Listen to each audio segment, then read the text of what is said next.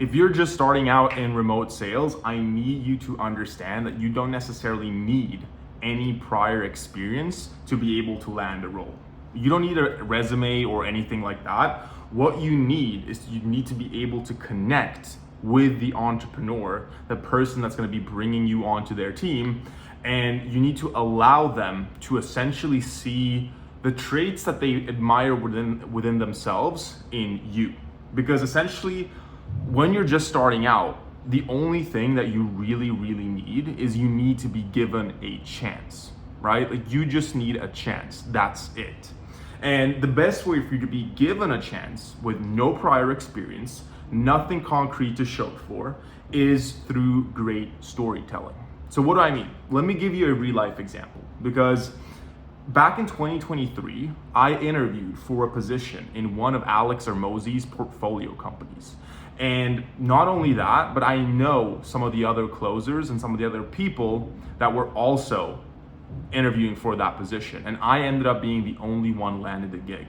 And I know that one of the main reasons why I was brought on was because my story inspired the CEO of the company and also some of the other team members. When they heard the story, they actually told me this later on when I joined the company. And so stick around also to the end of the video, because I'm going to be dropping a framework that you can follow yourself to build out your own great narrative and your own great hero's journey, so that you essentially have better stories to tell when you're interviewing for your sales job. So here's how it goes. Obviously, I don't know remember exactly word for word how I told it. This was back in 2023, but I'll tell you to the best of my ability. So I know that I'm a great fit for this company, and my actions go to show for it. I used to work for a Scandinavian course company. I'm from Norway, obviously, and I was doing really well for myself, but I wanted more.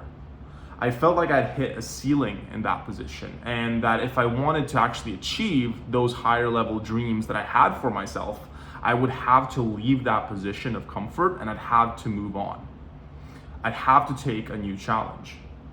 This led me to thinking about the United States. You know, obviously growing up in Norway, like, we are still bombarded with like US culture, US movies, those types of things.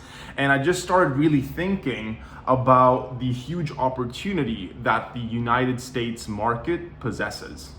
So without too much thinking about it, just kind of taking a leap of faith, I packed all my bags. I left my family, I left my friends, I left my entire life that I had known up until that point for 24 years.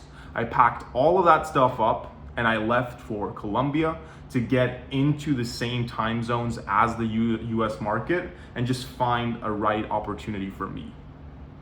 And that's why I'm also here. That's why I'm interviewing for this position, because I know who recently bought a stake in your company, and from what I've heard and from what I've seen doing research on your website, it seems like your guys' focus is to build a culture of excellence, and that's something that I want to be a part of. And I believe that the actions that I've taken go to show the lengths that I'm willing to go to make sure that my dreams come true, you know? And so that was essentially the story, you know, maybe not verbatim, but more or less so. And there are a couple of things that I do really well. Like, first off, as I mentioned there, right there in the end, I kind of tie all my actions and my pursuit of excellence, I tie that into their cultural goals as well for their company, which is obviously huge. But I also position myself as someone who's on an upward trajectory, and people want to be a part of that, you know? Like, anyone. It's like when someone's an up and coming artist, or maybe they're like an up and coming athlete, more and more people will flock to that person because their trajectory is going upward. And the way that I kind of positioned my story was I positioned myself as someone who has an upward trajectory. And again, people are just naturally more attracted to that than someone that's on a downward spiral, you know? And I also gave a very solid explanation for why I'm doing what I'm doing. But then the biggest thing that I believe kind of showed these entrepreneurs and these people that were going to bring me on potentially why I was the right fit was showing the sacrifices that I had made to get to where I want to go, you know, because by sharing my sacrifices, by telling them, you know, I'm leaving my entire life behind, you know, I'm leaving Norway, I'm leaving my family, I'm leaving my friends, I'm super serious about this. All of that's in the past now. Like, the only focus that I have is to make this dream come true, and look at where I've moved to just to make this happen, you know? That is so powerful. And the reason that that's so powerful is because, again, you have to remember that these people that are going to be bringing you onto their team, they're also just humans, right? And especially if you're lucky enough to have an interview with the entrepreneur himself, which in a lot of cases, especially when you're just starting out, that is who's going to be managing the hiring process for the company. You have to remember that these people also made sacrifices to get to where they want to go. They probably have a similar story to you, maybe not exactly the same, but they probably have their own stories of working sleepless nights, you know, ditching their friends' birthday parties, and you know, just the things that they sacrificed to get to where they want to go. And so what I essentially was able to achieve by telling that story is I allowed to see these entrepreneurs and these decision makers, I allowed them to see themselves in me.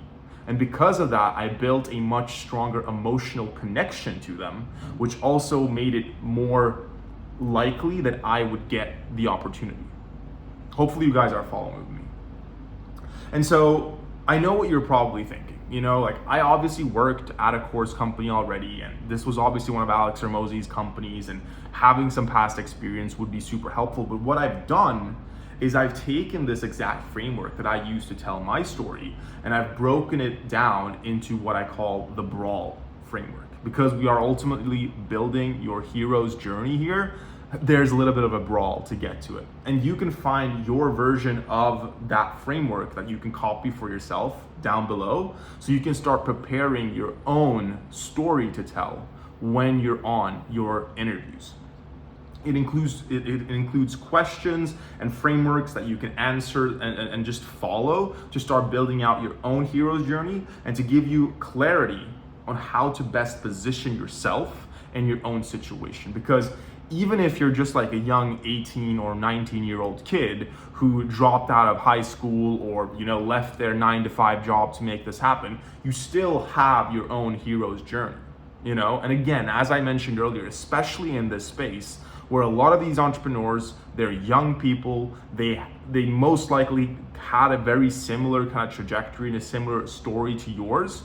If you can just find a way to tell that in a more powerful way, it's gonna bear so much fruit, you know? So down below, there are two different versions of the Brawl framework. One is for beginners, people with no prior experience whatsoever. Most likely that's gonna be you if you're watching this video. Then click that link down below and get your own version of the framework. And the other one is for people who have past experience, but they just need more clarity in how to tell their story in a better way. So that's pretty much it for today's video. I hope that you get some value out of this, the content down below. Make sure to go and grab yourself a copy, and yeah, leave a link down below, leave a like down below as well, and I'll catch you guys in the next video. Take care.